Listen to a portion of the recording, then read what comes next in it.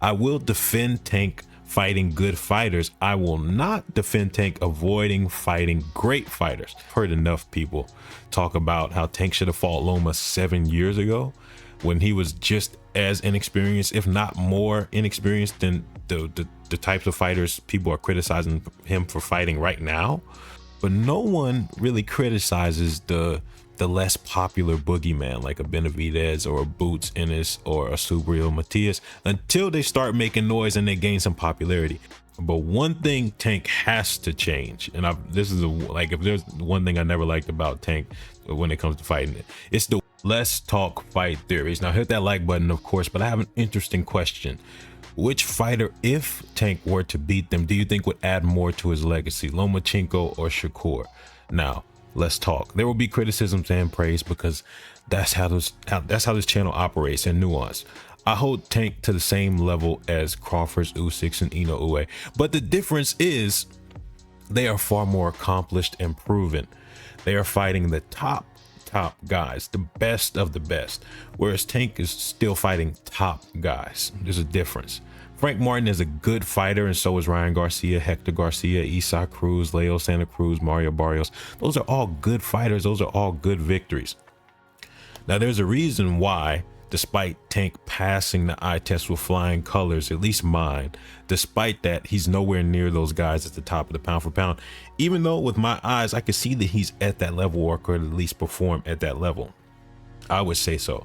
There's an important distinction between the level of potential and the level of actualized potential or realized potential. In other words, it doesn't matter how good you seem to be. It matters how good you've proven yourself to be, without question, undisputed. And when you fight the top guys, you prove yourself to be good. But when you fight and beat the top guys, the best of the best, you can prove yourself to be great. Now, I can think, believe, speculate that a good guy is great, but I will never say it until they prove it. But with Tank, he is doing what a great fighter should do to good fighters, which is annihilate them, send them to the shadow. We saw what he did to Frank Martin. He will be given some trouble in a lot of his fights. You know, he's a slow starter, and you know he'll get touched up every now and then. But there's a reason why everyone is convinced that regardless of the undefeated, solid opponent he's facing, he's supposed to win. There's a reason why everyone's convinced, no matter who he lines up against, that he's supposed to win. It's because everyone knows unconsciously that he's levels above that good fighter. I repeat, these fighters are not trash. You don't have to like them. You don't have to like that he's fighting them instead of someone else. You don't have to know their names, but they're good fighters regardless of how you feel.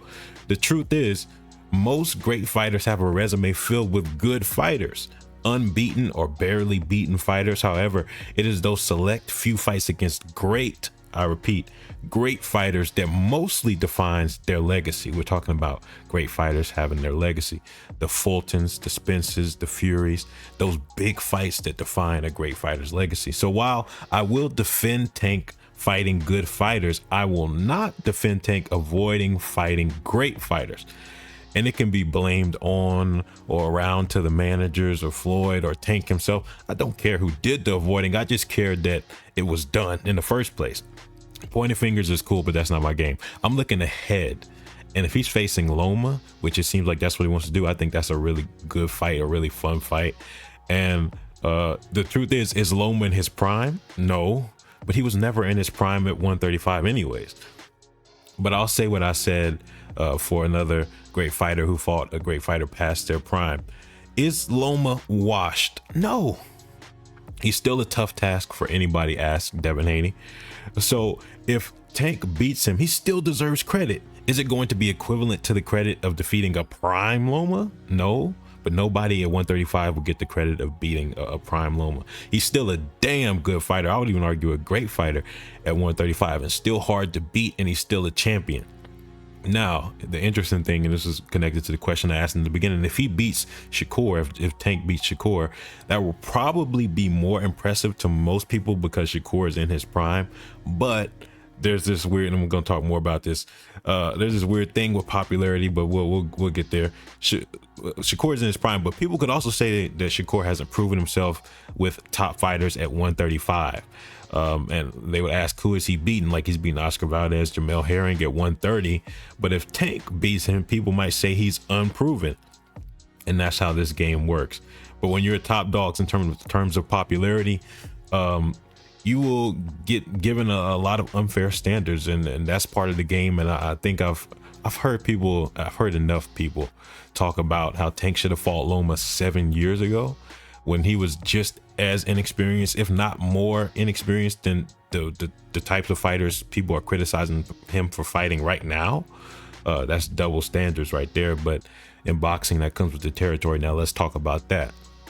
There's this weird thing that happens when a fighter gains popularity, because popularity in many ways is a blessing and a curse. In obvious ways, it blesses you with opportunities and wealth, but in less obvious ways, what happens is a pattern that's been look, the man on the screen is the perfect example. A pattern that's been demonstrated throughout boxing history, especially in the last 20 years. You get far more criticism, and subsequently far more unjust and illogical criticism. The only reason Tank is shat on to the degree that he is because people hype him up, and people hype him up because he's popular, or more people hype him up because he's popular.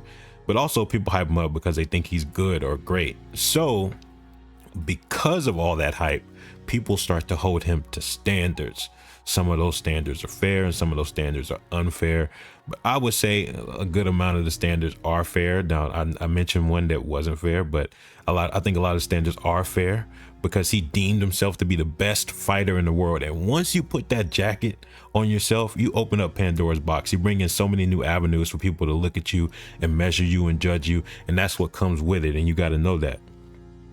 Like, compared to what Naoya Inoue is asked to do, in contrast what Tank is asked to do. Tank is just primarily asked to do two things: fight the top guys at 135, Shakur, Loma, and then fight the top guys at 140, Devin and all of them.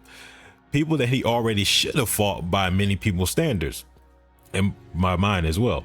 Although I'm going to talk more about that in just a second. I think those standards are fair. They just want him to fight those top guys. There's no problem with that. On the other hand, just to contrast with some unfair standards, when you have somebody that's unquestionably one of the best and inarguably, arguably the best with Naoya Inoue, they want him to move up 2 weight classes, 13 pounds, and face Tank. Just to frame how ridiculous that would be like if you asked Tank to move up and face Boots. It's only 12 pounds, right? No, but it's ridiculous. But standards are standards, and it's no surprise that the more accomplished fighter is being held to higher standards, even if they are ridiculous. That's just an example to show the levels of standards people have held to once they start clearing out divisions and stuff like that. Canelo said he was the best fighter in the world. Beating Benavidez is a great way to prove that, but you have to prove it once you say you are the best. You have to prove it once you say you are the best. Once you put that jacket on yourself, you have to wear it, unless you go out and say you're no longer the best. Then I guess you could take the jacket off. But once you say you are the best, that jacket is on and you don't have a choice.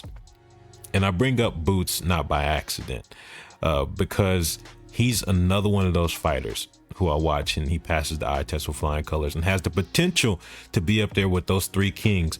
However, you don't see anybody, or almost no one, is putting him in the same conversation as those 3. And if someone does, they usually get a lot of pushback and criticism. Well, why is that? Because pound for pound, or greatness, is not determined purely by the eye test. It's not enough to be potentially great.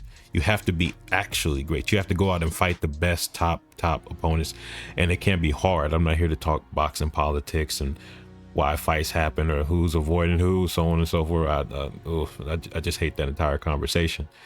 But eventually most people will have their moment, and they have to do with that what they're supposed to do, like how Crawford did with Spence. But no one really criticizes the less popular boogeyman, like a Benavidez or a Boots Ennis or a Subriel Matias, until they start making noise and they gain some popularity. Then people begin to audit their resume. And that's my point. Popularity gives you a magnifying glass. The question is, how do you perform under that scrutiny? And hopefully you take the right fights under that scrutiny. Not just take the right fights, but win them as well. But one thing Tank has to change, and this is like, if there's one thing I never liked about Tank when it comes to fighting, it's the way he talks about and potentially even thinks about fighting. If you clear out a weight division, or you're too good for the fighters in the weight division, you move up. Him talking about not wanting to fight at 140 because they're too big or they hit too hard, that's not what great fighters do. That's not the attitude of a great fighter. He defeated Mario Barrios, who was the most humongous 140 pounder I'd ever seen, and now he's a massive welterweight right now, and he's still performing at the top level currently at that higher weight class. Loma cleared out the smaller divisions and kept moving up until he met tough challenges at 135. Inoue cleaned out divisions and moved up, and he's gonna move up some more. Benavidez on this card was fighting up at a bigger division than what he's used to. Now you can say he's supposed to be fighting at that division, but he was fighting a dude that was bigger than him, so give him credit there. Crawford cleaned out two divisions. Now he's moving up. Usyk cleaned out cruiserweight, and then he moved up to heavyweight to face tougher challenges. If you want to be a great fighter, don't expect to be comfortable, because greatness is precisely the opposite. It's being successful despite the uncomfortability that you're inevitably going to face. Other than that, I think Tank is an amazing fighter. I've always thought that, but the more people watch him perform, especially against like really good fighters, the more people are going to start believing it too. I just hope we get to see him perform against the best of the best, so that all the questions can be answered. Is he really as great as I think he is, or is he really not as great as what I believe? Tell me your thoughts down in the comment section. That is all. I'm out.